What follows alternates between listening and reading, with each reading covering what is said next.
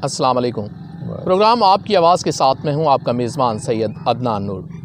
नाज़रीन, आज का हमारा ये प्रोग्राम हमारे काश्तकार भाइयों के लिए और ज़िम्मेदार भाइयों के लिए और वो लोग जो ज़मीनों को ठेके पर लेते हैं और काश्त करते हैं उनके लिए है कि इस वक्त जो सूरत हाल है कि गंदम की फसल तैयार हो चुकी है और अब किसानों को आगे क्या करना है, क्या इसे पानी लगाना चाहिए कि नहीं लगाना चाहिए, और इस काश्त के बाद की जो सूरत हाल है कि इसके बाद आपने क्या करना है, गंदम की फसल उठाने के बाद आपने क्या करना है, ये सब बातें आज आपको इस प्रोग्राम में मिलेंगी कि आपको नेक्स्ट क्या काश्त करना है। इसके लिए मैंने आज दावत दी अपने प्रोग्राम में राना दिलशाद साहब, असिस्टेंट डायरेक्टर हैं ज़राअत, और इनके साथ नासिर अब्बास राना साहब मेरे साथ तशरीफ़ रखते हैं और ये भी फील्ड ऑफिसर्स हैं ज़राअत के, तो इन्हें अपने प्रोग्राम में खुशामदीद कहता हूँ। अस्सलाम वालेकुम सर। वालेकुम अस्सलाम रहमतुल्लाह। अच्छा सर, इस वक्त सबसे पहले तो हमें ये बताइए कि हमारे किसानों की जो फसल की ये हालत इस वक्त है, क्या इसे पानी लगाना चाहिए कि नहीं, इस वक्त पानी रोक देना चाहिए या नहीं? नहमदुहु व नुसल्ली अला रसूलिहिल करीम, बिस्मिल्लाहिर्रहमानिर्रहीम। मैं दुआ गो हूँ अल्लाह ताला हमारी फ़सल में बरकत अता फ़रमाए और मौसमी हालात को बेहतर करे।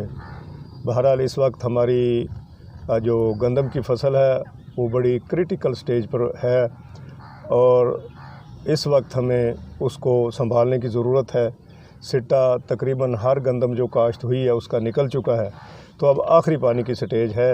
इसमें सबसे पहले तो ये गुजारिश है कि जो गंदम तकरीबन दाना मुकम्मल कर चुकी है और उसको पानी लगे हुए 1 माह हो चुका है, तो अब उसका आखिरी पानी की स्टेज है, तो उसको आखिरी पानी लगा देना चाहिए। आखिरी पानी हल्का लगाना चाहिए, ज़्यादा लगाएंगे तो फसल के गिरने का एहतमाल हो सकता है।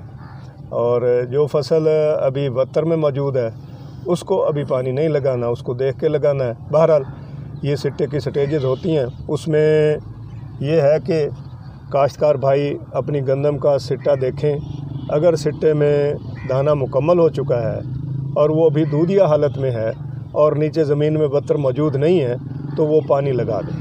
अच्छा, यानी इस वक्त स्टेज है कि पानी लगाना चाहिए। हाँ जो सूरत हाल इस वक्त ये मैं आपको बताऊं कि असिस्टेंट डायरेक्टर ज़राअत बड़े सीनियर हैं और ये आज जो बता रहे हैं ना, अगर आप इस पे अमल करेंगे तो यकीनन इसका रिज़ल्ट भी आएगा। अच्छा सर, एक और बात, अगर ये पानी लगा देते हैं इसके बाद आ जाता है कटाई का एक टाइम। कटाई में इस दफ़ा किसान काफ़ी कंफ्यूज है कि क्या हार्वेस्टर से कटाई फ़ायदेमंद है या थ्रेशर से कटाई फ़ायदेमंद है, ये कुछ बताएंगे आपके? अब बेहतर तो ये है क्योंकि मौसमी हालात का पता नहीं होता, तो मौसमी हालात में जो उतार चढ़ाव है वो आता रहता है। कोई पता नहीं कब मौसमी हालात ख़राब हो जाएं, बारिश आ जाए, अंधेरी आ जाए, तो इसमें कोशिश ये करें कि उसको जल्द अज जल्द संभालने की कोशिश करनी चाहिए। तो उस बेहतर है कि उसकी हार्वेस्टर के ज़रिए ही करवाई जाए। और जिन लोगों की कम होती है और उनके जानवर भी हैं, उन्होंने उस चारे के लिए या तूड़ी बनानी होती है, तो वो हाथ से काट लेंगे और हाथ से काटने के बाद उसकी थ्रेशिंग कर लेंगे। लेकिन जो वसी पैमाने पे जिनकी काश्त है उनको हार्वेस्टर ही वारा खाती है, हार्वेस्टर ही चलानी चाहिए। तो उसमें हार्वेस्टर के बाद अब 2 किस्म की हार्वेस्टर आ गई हैं। एक सिर्फ हार्वेस्ट करके और वो दाना निकालती हैं, दूसरी ये है कि हार्वेस्ट करके दाना भी निकालती हैं और साथ साथ तूड़ी बना के उसके गट्ठे भी बनाते जाते हैं। यानी ये जो कंफ्यूज है किसान के तूड़ी ज़ाया हो जाती है हार्वेस्टर से, ऐसा नहीं है। ऐसा यानी नहीं, आप सिस्टम बदल चुका है कि आप अपनी तूड़ी बचा सकते हैं। दूसरी बात ये है कि अगर वो इकट्ठी मशीन नहीं है तो फिर ये मशीनें ऐसी भी आ गई हैं जो सिर्फ बाद में, यानी एक दफ़ा हार्वेस्टर चल जाता है, हार्वेस्टर चलने के बाद उसमें जो दाने हैं वो निकल आते हैं, वो काश्तकार अलहदा कर लेता है। उसके बाद पीछे जो नाड़ बचता है उस नाड़ पे वो मशीनें चलाई जा सकती हैं और वो नाड़ को ज़्यादा देर रखना नहीं चाहिए। जैसे जैसे हार्वेस्टर फिरता जाए, चलता जाए, उसके पीछे पीछे नाड़ बनाने वाली मशीन चलती जाए ताकि ज़्यादा से ज़्यादा उसमें जो है तूड़ी बन सके। क्योंकि बाज़ औक़ात लोग उसमें जानवर छोड़ देते हैं, जानवर चरते रहते हैं, उसमें नाड़ ज़ाय होता है। तो वो ज़ाय होने से बचाने के लिए फ़ौरी तौर पर जो ही हार्वेस्टर चलता जाए उसके पीछे वो तूड़ी बनाने वाली मशीन चलती जाए तो फौरी तूड़ी बनाती जाएगी, तो उससे उनकी दाने भी आ जाएंगे और तूड़ी भी बन जाएगी, तूड़ी भी। अच्छा दिलशाद साहब, ये भी बताइए कि ये हमने फसल इकट्ठी कर ली, चलें लोग कर लें और इसमें अल्लाह बरकत डाले, इसके बाद जो किसान के पास जो टाइम है कि उसे कौन सी ऐसी मजबूत फसल काश्त करनी चाहिए जिससे उसे फ़ायदा ज़्यादा हो। किसान हमेशा ही मसाइल में रहा है कि यार वो चाह रहा होता है कि ज़्यादा से ज़्यादा इनकम आए, लेकिन इधर खादों के रेट भी आप देख रहे हैं काफ़ी ज़्यादा हो जाते हैं, तो वो आखिर पर रिज़ल्ट निकलता है कि बैलेंस हो जाती है हर चीज़। तो इससे कैसे बचा जा सकता है? बिलाशुबा ये आपकी बात दुरुस्त है कि खादों के रेट बढ़े हैं, लेकिन उसके साथ साथ अल्हम्दुलिल्लाह फसल के रेट भी बेहतर हुए हैं। तो इससे जो है ना ज़मींदार को बेहतर आमदनी की तवक्को है। बहरहाल गंदम की कटाई के फौरी बाद कुछ जो प्रोग्रेसिव ग्रोअर्स हैं वो मुंजी की 2 फसलें रह रहे हैं, तो उसमें वो पहले हाइब्रिड लगा लेते हैं। और ये पिछले साल के जो तजर्बात हैं, हमारा ज़मींदार से रब्ता रहा, तो उसमें काफ़ी सारे ज़मींदारों ने यानी मार्च के आखिर में इसकी जो पनीरी है वो काश्त कर दी थी हाइब्रिड की। अच्छा। हाइब्रिड की यानी पुखराज वगैरह या सन ग्रो का 121 है, इस तरह की काफ़ी सारी वैरायटियाँ हाइब्रिड की मार्केट में दस्तयाब हैं। तो उनकी पनीरी उन्होंने मार्च के आखिरी हफ्ते में काश्त कर दी थी। यूँ ही उनकी गंदम हार्वेस्ट हुई, उन्होंने रकबा तैयार करके तो उसमें मुंजी लगा दी।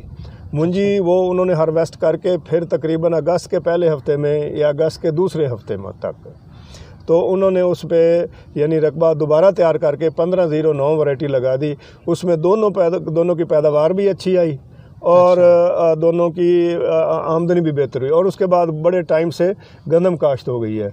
तो लेकिन इसमें ये ज़रूर करना है, ये ना हो कि हमने रिकमेंडेशन दे दी कि आप 2 मुंजी की फसलें ले लें, लेकिन वो पहली फसल ही आप लेट करते करते अगस्त के आखिर में, ये पिछले साल लोगों के साथ हुआ, लोगों ने देखा देखी ये काम किया है, तो फिर वो अगस्त के आखिर में या सितंबर के शुरू में उन्होंने मुंजी लगाई, उसकी पैदावार नहीं आई है। ये यानी इमरजेंसी बुनियादों पे जो आदमी काम कर सकता है वो करे, यानी फौरी जिस दिन गंदम की कटाई फर्ज किया उनकी 30 अप्रैल को कटाई होती है, तो यकम मई को रकबा फारिग करके तैयार करके उसमें वो मुंतकिल कर दें, तो फिर इंशाअल्लाह अज़ीज़ वो दूसरी फसल भी चूँकि 1509 की जो है वो 90 से 100 दिन में तैयार हो जाती है, काफ़ी टाइम होता है वो तैयार हो सकती है। दूसरी फसल जो हम ले सकते हैं गंदम के बाद वो साइलेज की मकई की साइलेज की फसल है। गंदम के फौरी बाद इसमें भी वही इमरजेंसी बुनियादों वाली बात मैं करूँगा। अच्छा, इसका भी अब बड़ा ट्रेंड पैदा हुआ है कि मकई को काफ़ी खास तौर पर हमारे ये बेल्ट जो जनूबी पंजाब की है या सेंट्रल पंजाब की, इस पे काम हो रहा है। हाँ जी, वो जो गंदम के बाद है वो दाने के लिए तो बड़ा मुश्किल है, पैदावार पूरी नहीं आती, लेकिन जो साइलेज के लिए उसको हम तैयार कर सकते हैं, क्योंकि साइलेज की जो फसल है वो तकरीबन 75-80 दिन में तैयार हो जाती है। उसके बाद हमारे पास गंदम की कटाई के बाद काफ़ी टाइम होता है, वो तैयार करके उसके बाद हम उस पर साइलेज की मकई काट के उस पर मुंजी लगा सकते हैं। लेकिन उसके लिए भी यही ज़रूरी है, इमरजेंसी बुनियादों पर काम करना पड़ेगा कि बेहतर है कि जहाँ एक काश्तकार सारे रकबे तो ये काम नहीं कर सकता, लेकिन जहाँ वो साइलेज वाली मकई लगाना चाह रहा है वो यानी जो सबसे अगेती उसकी गंदम है और पक चुकी है, वो 15-20 अप्रैल के बाद अगर उसकी कटाई हो जाती है तो अप्रैल में या ज़्यादा से ज़्यादा मई के दूसरे हफ्ते तक जो काश्त होगी मकई उस पर दाना भी बनेगा और वो साइलेज के काबिल भी होगी। अगर इसे लेट कर देंगे तो ना अगली मुंजी की फसल कामयाब होगी और ना ही ये साइलेज के लिए, यानी टाइम बर वक्त एक चीज़ काश्त करेंगे तो तभी फ़ायदा हो जाएगा, तभी फ़ायदा। अच्छा, आपसे कपास के बारे में बाद में बात करते हैं, नासिर भाई से भी बात करेंगे। नासिर भाई, ये बताइएगा कि हमें जो किसान है ये गंदम की फसल उठाने के बाद, जिस तरह दिलशाद साहब ने बताया कि आप काश्त कर सकते हैं, मकई काश्त कर सकते हैं, तो या धान की फसल है, तो इसके अलावा कुछ छोटी फसलें ऐसी जिनके रकबे जानदार ना हो, थोड़े कम जानदार हों, तो उन्हें क्या करना चाहिए? बिस्मिल्लाहिर्रहमानिर्रहीम, शुक्रिया अच्छा जी। तो नासिर बात एग्रीकल्चर ऑफिसर 18 दारी।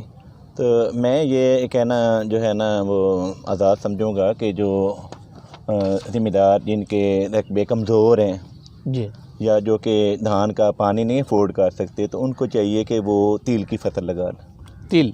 हाँ, तिल, ठीक। जो कि हमारा प्रोजेक्ट है ऑयल सीड। तो ऑयल सीड के लिए जो हम पाकिस्तान बहुत ज़्यादा ज़र मुबादला खर्च कर रहा है, हम बाहर से पूरी दुनिया से मंगा रहे हैं, हमारा खाने का तेल पूरा नहीं हो रहा, और तिल में बहुत आला क्वालिटी का खाने का तेल मौजूद। तो ये हम जो है इधर जनूबी पंजाब की बात कर लें और थल के इलाकों की बात कर लें या ऐसे रेतले रकबे जहाँ पे पानी कम है, तो वहाँ पे हमें तिल लगाकर 8-10 मन तिल जो है 3 महीने में हम ले सकते। पर एकड़ यानी पर एकड़ 10 मन हम तिल आसानी से ले सकते हैं, और इसका रेट भी पिछले साल तो काफ़ी ज़्यादा 7-8 हज़ार रुपये फी मन था। अच्छा। और ख़र्चा बहुत कम है, इसका 1 बोरा DAP और 2 किलो बीज हमने इसको और डालना होता है। तो इसकी जो अच्छे अक़साम है TH5, TH6, हेरी, ये 4-5 अच्छी अक़साम मौजूद हैं, और पाकिस्तान जो है रिसर्च काउंसिल भी इसको सपोर्ट कर रही है और पंजाब गवर्नमेंट भी सपोर्ट कर रही है। तो पहले तो हम 2000 रुपये पर एकड़ सब्सिडी भी देते रहे एंड अभी अच्छा। पॉलिसी बन रही है उस पर, वो भी होगा। लेकिन अगर ज़मींदार को सब्सिडी नहीं भी मिलती फिर भी ये उसका लकी ड्रा है, यानी कि 100 दिन में वो 60-70 हज़ार की फसल ले सकते। ये नाज़रीन ख़ास तौर पर उन लोगों के लिए है जिनकी ज़मीनें रेतली हों या इतनी ताकतवर ना हों, तो वो नरम हों, तो वो ये काश्त कर सकते हैं। तिल की नासिर साहब ने बताया कि बड़ी अच्छी फसल है और इसकी इनकम भी आप ठीक है और रेट उसका बड़ा बहुत ज़्यादा है और इसका खर्चा बहुत कम है, इस पर कोई स्प्रे नहीं करना पड़ता। अच्छा, ज़्यादा से ज़्यादा एक तेले का, या अगर लश्करी सुंडी आ जाए तो उसका एक स्प्रे करना पड़ता। और इसकी हार्वेस्टिंग बहुत आसान। अच्छा, यानी कि ये सारा ही जो है प्रोसेस ज़मींदार का, और इसकी जो लकड़ी है वो भी फ्यूल है अच्छी तरह का। जिनके पास देहातों में मसाइल हैं कि जलाने के लिए लकड़ी नहीं है, तो तिल का जो यानी कि लकड़ी है वो ईंधन है, पेट्रोल है सर। दूसरी फसल जो हम ये उनको इस वक्त मशवरा देना ज़रूरी समझेंगे कि वो मूंगी की और माश की फसलें लगा लें, डाल लें। जिन लोगों ने अपने रकबे फारग रखे हुए हैं, खाली पड़े हैं, तो वो अगर मूंग और माश लगा लें। लेकिन उसका हमारा जो पल्सेस रिसर्च इंस्टीट्यूट है उसके मुताबिक जो है वो 30 मार्च से पहले लगानी चाहिए। अच्छा, अगर उसके बाद लगाएंगे तो वो हम लगाते हैं ग्रीन मिनोरिंग के लिए, फसल को मोटा करने के लिए, ज़मीन को मोटा करने के लिए। उस पर फली काम बनती है, बारिशें आ जाए तो फली गल जाती है। लेकिन जो 30 मार्च तक हम लगाएंगे उसकी फली यकसा होगी और यकसा तैयार होगी, पैदावार बहुत ज़्यादा। और आपको पता है कि दाल माश की तरह बिक रही है, 212 रुपये केजी हैं, चिकन के बराबर कहीं बहुत ज़्यादा महंगी। तो दालों के जो मंसूबे हैं उसमें हमारा साथ दें तो दालें लगाएं, उसमें 8-10 मन आराम के साथ आप मूंगी और जो माश है ले सकते हैं। तो ये भी इस पर सिर्फ एक बोरी DAP की डालनी है, एक स्प्रे है, वो भी थ्रिप्स है, पीली हो जाती कहीं, वो थ्रिप्स होते हैं, तो वो हम थ्रिप्स का एक स्प्रे कर लें तो इंशाअल्लाह जो है ये मार्च की लगाई हुई फसल जो है हमारी मई के एंड पर जून के शुरू में तैयार हो जाती है। ये 70-80 दिन की फसल है, ये भी लकी ड्रा है। उसके बाद आसानी के साथ हम जो है अगर चावल लगाना चाहें वो भी लगाते। तो ये 3-4 छोटी यानी चावलों के लगाने के दरमियान जो गैप आता है उसे आप इस तरह फील कर सकते हैं कि ये कुछ 100 दिन की फसलें हैं जिन्हें आप तिल को 100 दिन की फसल आसानी के साथ, ये तिल है और जो है ना वो मूंग ये आसानी के साथ फिट हो सकती हैं। लेकिन जो असल चावल की ज़मीन है उसमें बेहतर है कि आप जो है चावल ही लगाएं, क्योंकि उसको 1 महीना 2 महीने हम उसको रेस्ट दें, उसकी अच्छी तरह तैयारी करें, उसमें अच्छी तरह हल चलाएं, तो वो उसका जो मतलब है ऑक्सीजन है वो ऐड होगी। जब ऑक्सीजन ऐड होगी उसके बाद जब हम चावल लगा देते हैं फिर तो हम उसको वक्फा देते हैं, जड़ी बूटियाँ आ जाती हैं, मसाइल आ जाते हैं, फिर आप तो ये ऑक्सीजन उसको काम आएगी और 70 मन पैदावार होगी चावल। लेकिन जो ज़मींदार कहता है कि आज रात को एक फसल थी, कल दूसरे दिन दूसरी फसल हो, तो वो ज़मीन से उतनी ज़्यादा पैदावार नहीं ले सकते, इसीलिए तो वो फंसा हुआ कि अच्छा अब बात करते हैं जी हम कपास पे दिलशाद साहब कि इसके बाद गंदम की कटाई के बाद कपास को भी फोकस किया जाता है कि इसे तो कपास से लोग डरते भी बड़े हैं। तो वो किसी ज़माने में एक स्लोगन चलता था, वकार लिबास से, लिबास कपास से। तो अब यानी वो कफन भी इसी का इस्तेमाल होता है और अमूमन वो लट्ठा या, तो इसके लिए हमें प्रमोट करना पड़ेगा। इसके लिए गवर्नमेंट भी सरपरस्ती कर रही है, तो हमें भी चाहिए कि हम जो तरक्की दादा अक़साम हैं वो भी इसी जज्बे के तहत, जो पहले मैंने अर्ज़ किया कि जो ही गंदम की कटाई हो फौरी तौर पे कपास की काश्त हो जाए।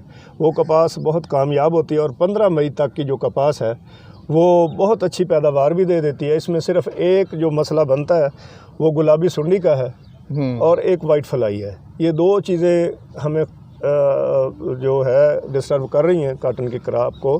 तो वो अगर हम किसी महकमा ज़राअत के जो सियाने बंदे हैं उनसे रब्ता रखेंगे, हम तो आपको एक्सपर्ट तो आप ही हैं ना, एक्सपर्ट वो उनकी रहनुमाई में अगर हम चलते रहेंगे तो इंशाल्लाह वल अज़ीज़ ये सफ़ेद मक्खी भी मसला नहीं बनेगी और गुलाबी सुंडी भी मसला नहीं बनेगी। और आइंदा इंशाल्लाह बड़ी खुशखबरी सुन रहे हैं हम कि गवर्नमेंट 3 जीन वो सुना है कि ला रही है, उसमें वो गुलाबी सुंडी आती ही नहीं है।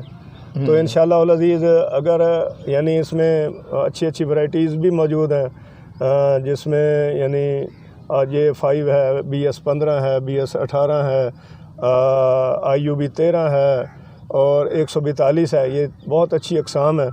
ये हम काश्त कर लें। और बेहतर वही है कि जो ही गंदम जहाँ जिस रकबे में हमने काटन काश्त करनी प्लान की हुई है उसको जल्द काट के अप्रैल के आखिरी हफ्ते में या मई के पहले हफ्ते तक अगर हम मुकम्मल कर लेंगे तो इंशाल्लाह वो गंदम वो जो काटन है वो पैदावार भी अच्छी देगी और कीड़े मकोड़े के जो है आने से पहले वो स्ट्रांग हो जाएगी, वो कीड़े मकोड़े के हमले को बर्दाश्त भी कर सकेगी। यानी हर चीज़ का कहीं ना कहीं यही आता है कि बर वक्त अगर आप काश्त करें, किसान करता क्या है, डिले जहाँ करता है वहाँ वो मार खा जाता है कि अगर आप वक्त पर काश्त नहीं करते तो फिर आपको रिजल्ट भी वैसे ही मिलेंगे। गंदम के बारे में मैं थोड़ा सा ये आखिरी पानी के बारे में, उसमें आम जो मिसाल चलती है, हमारे काश्तकार भी उसको जानते हैं कि गंदम जब भूरी झाल देनी शुरू कर दे, भूरी हो जाए जी। तो उस वक्त पानी बंद कर देना चाहिए। हमारे माहिरीन कहते हैं को जो गंदम वक्त बेहतरीन यानी टाइम पे यानी 1 नवंबर से 20 नवंबर तक काश्त हो गई है, वो तकरीबन पक जाती है,